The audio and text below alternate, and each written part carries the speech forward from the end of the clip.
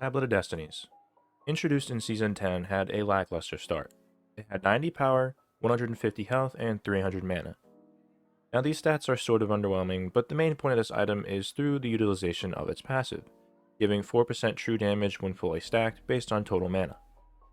Now this item isn't necessarily bad, however the amount of time it took for it to get online, as well as other items able to get you online a lot faster, made this item pretty unfavorable. Why wait to get your build online 20 minutes into the game when other items do it easier?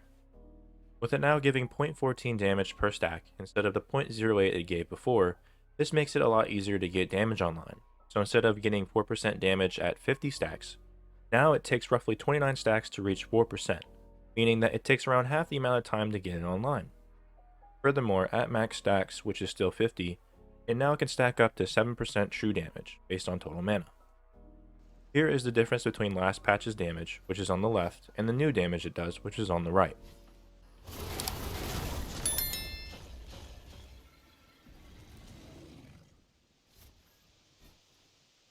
As you can see, the difference is almost doubled comparatively, with the total damage differing by 86.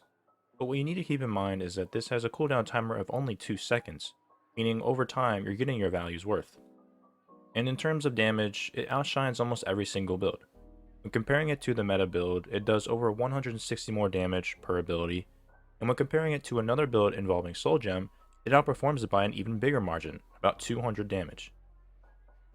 And these are just some example builds with items that are circulating. Essentially, this build with Tablet of Destinies outshines most of every build in terms of damage. However, damage isn't everything, so keep that in mind as well. Being able to min-max your build takes priority, as well as identifying gods that may or may not benefit from this item. For example, gods like Thoth and Tiamat benefit greatly from this item, where gods like Sol and Oleron wouldn't. Moving on, what makes this item really strong is its true damage, so damage to tanks becomes a whole lot easier. So let's take a look at the damage difference when someone has 225 protections.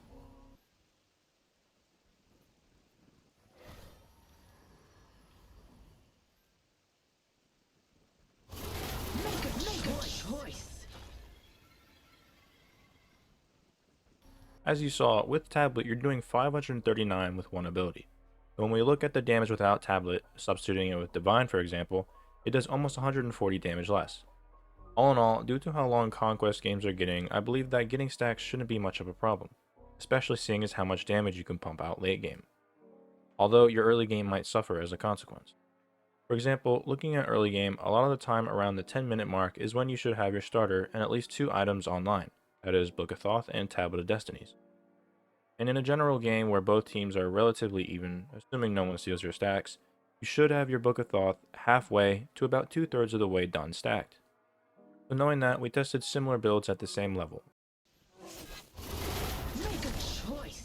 And you can see that without Tablet gives you significantly more damage due to Divine passive. But not only that, other items that can be built here like a Soul Gem still have more utility than a freshly bought Tablet, so your early game may suffer. But if you're able to get past early game and stack up your items, you should be doing crazy damage to everyone. Very quickly, I want to go over why I like going Book of Thoth before Tablet of Destinies. So the reason I do this is because going Book of Thoth first allows you to stack up power and mana, where by the time you get Tablet online, you'll already have some stacks, not only contributing towards Tablet, but you also are able to do more damage early game when compared to buying Tablet first. Also, the longer the game goes in Conquest, the more you're going to be damaging multiple enemies. So buying Tablet of Destinies first seems a little unnecessary. But this is my initial thoughts, so we will see how it shifts later this season. And this also applies to Joust as well.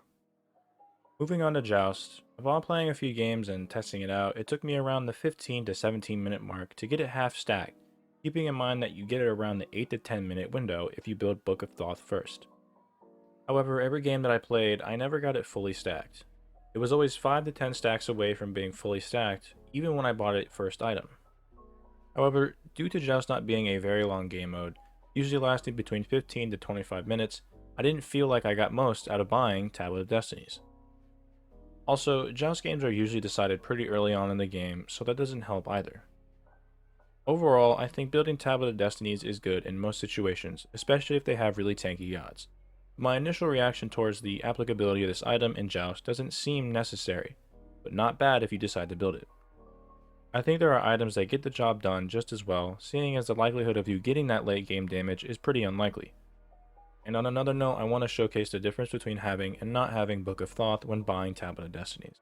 I couldn't figure out where I wanted to add this section, but I'm putting it here, seeing as this involves Joust. So here is the damage discrepancy. So you can see there is about a 40 damage difference between building and not building Book of Thoth. When I first thought about how these two items interact, I felt that they were inseparable, seeing as Book of Thoth gives you 1000 mana, which is too much to give up.